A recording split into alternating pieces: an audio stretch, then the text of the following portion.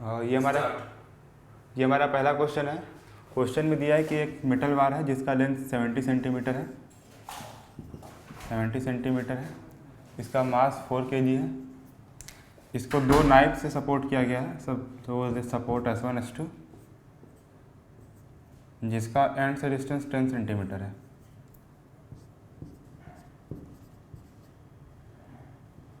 So this will be center of mass at the distance of 35 centimetre.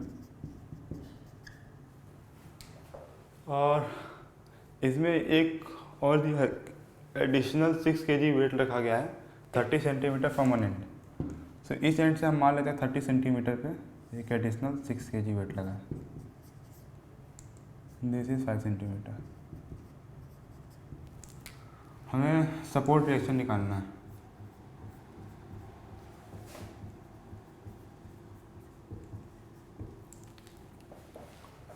So body equilibrium में है, तो हम उसी तरह प्रोसीड करेंगे। हम इसका रोटेशनल इक्विलिब्रियम और ट्रांसलेशनल इक्विलिब्रियम कंडीशन यूज़ करेंगे और सारे वैल्यूज़ निकालेंगे। सो अगर हम पहले ट्रांसलेशनल इक्विलिब्रियम देखते हैं,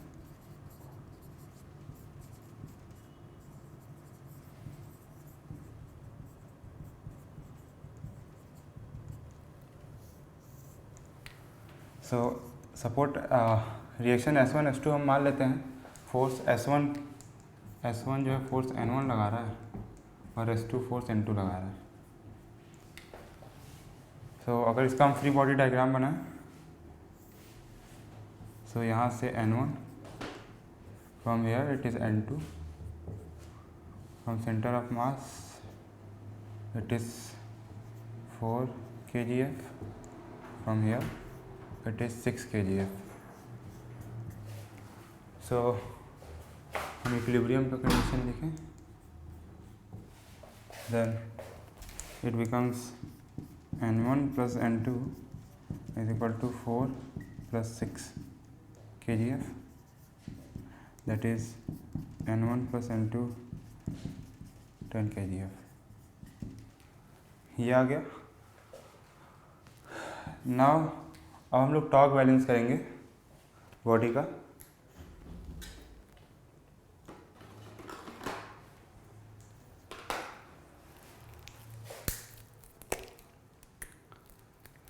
सो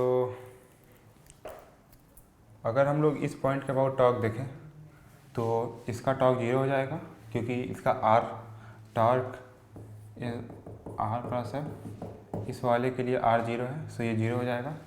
इसका टॉर्क आएगा, इसका टॉर्क आएगा, इसका टॉर्क आएगा। ये बॉडी को इस डायरेक्शन में रोटेट करना चाह रहा है, ये ऐसे रोटेट, ये ऐसे रोटेट।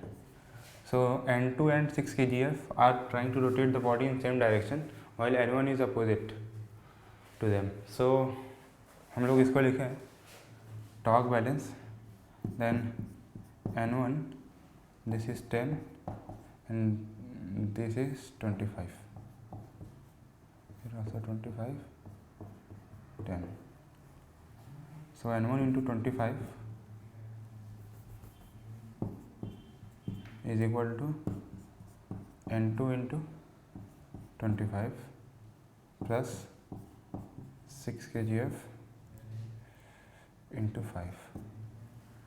6 kgf कितना होगा? 6 g Newton.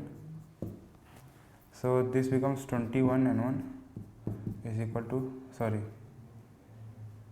25 N1 is equal to 25 N2 plus 6g into 5, that is 5 N1 equal to 5 N2 plus 6g।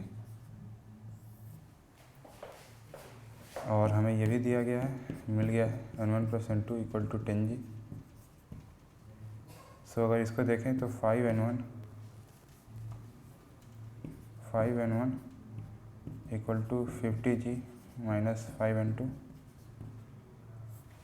ना इसको अगर हम यहाँ यूज़ करें equation 2 equation 1 using 1 and 2 what we get is 5 N1 को, यहाँ पे जो 5 N1 है उसको दोनों को अगर बराबर करें तो ये क्या हो जाएगा 50G minus 5N2 is equal to 5N2 plus 6G। ये क्वेश्चन आ जाएगा। अब इसको सॉल्व करेंगे हम लोग, तो 10N2 equal to 44G into approximately 44 newton आ जाएगा। तो N1 इज 100 माइनस 44 56 न्यूटन आ जाएगा। हम G की वैल्यू इस केस में 10 यूज़ कर लिए हैं, 10 मीटर पर सेकेंड स्क्वायर। इसकी एक्चुअल वैल्यू 9.8 है, सो उसको डालेंगे तो थोड़ा सा वैल्यू में चेंज आएगा, लेकिन ऐसे आगे बढ़ सकते हैं।